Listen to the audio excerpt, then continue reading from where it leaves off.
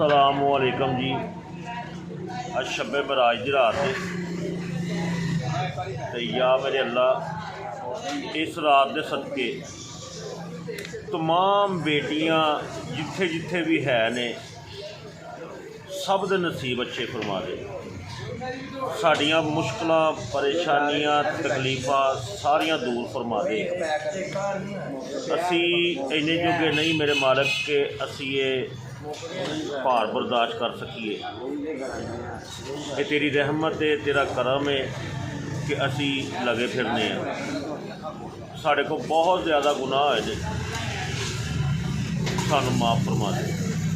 और असी बस यही कह सकते हैं कि गुनाहगार आ, बहुत बदकार आ सी, मगर तेरे नबी की उम्मत चों सानू अपने हबीब के सदके सानू माफ़ फरमा दे। और सानू जिहड़ा अच्छा रस्ता है, नेकी का रस्ता है, उहदे ते चलण की तौफीक अता फरमा दे। आमीन या रब्बुल आलमीन।